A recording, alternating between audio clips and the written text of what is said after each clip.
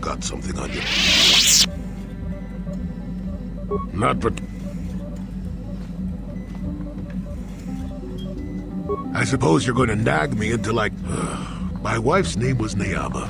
She was the Yukanis enforcer. My wife had plenty to do with the war. Upon meeting her, I knew right away that she was strong in the Force. That's why she was able to shoot me down. Neyama was a marvel of a woman. Fiery, determined, smart. She dragged me to the capital and foiled 3 of my attempts to escape prison. Oh, and that body. Well, yes, that. Needless to say, I eventually won her over. That was after I kidnapped her upon being broken out of the Yukatas prison, mind you. But, that's another story entirely. At any rate, I wanted to train her in the Jedi way. The Council refused my request, naturally. I was still a Padawan at the time. I was an experienced Padawan, surely, but not yet ready to be a full Jedi, and certainly not ready to train another, especially not one so old as my wife.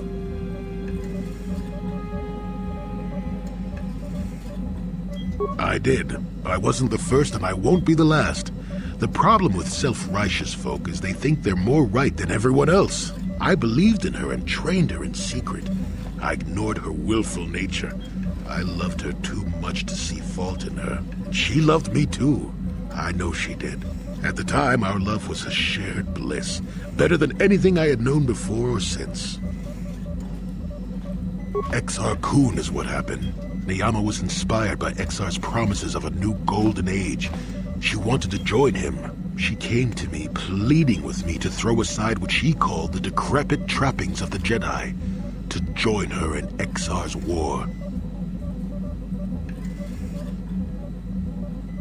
I pleaded with her to reconsider, to think about all that she was throwing away, to think about what she would become.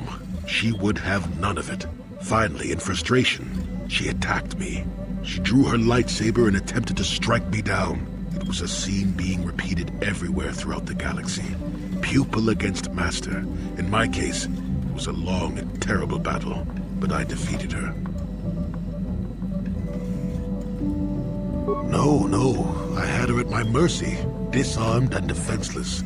She looked up at me and she knew I couldn't do it.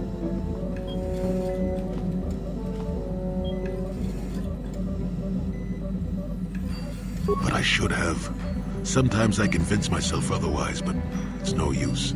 She had fallen to the dark side when she raised her saber against me, and I let her go. To my shame, she went on to kill many Jedi during the war, until she herself was slain in the final battle. I grieved for her death, inevitable as it was, even as the Jedi Council put me on trial for my actions once the war was over.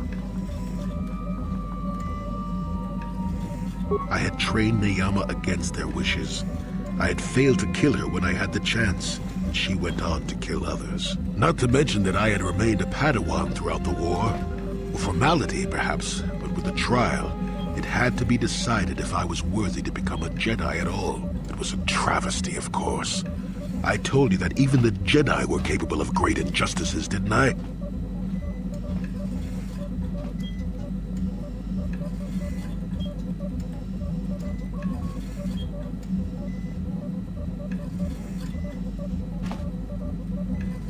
Not at all. They found me innocent, even though I deserved every punishment and more. They let me go. Mitigating circumstances, they said. I deserved compassion, they said. They said I had learned wisdom the hard way.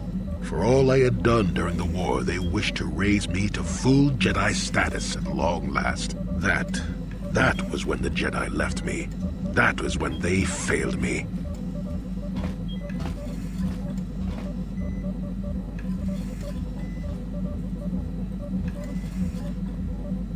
No, maybe you don't at that. They may have been able to forgive me. I could never forgive myself.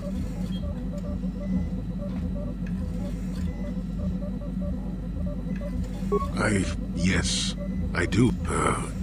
It is all so long ago, lost in the winds, I suppose. Let's continue on.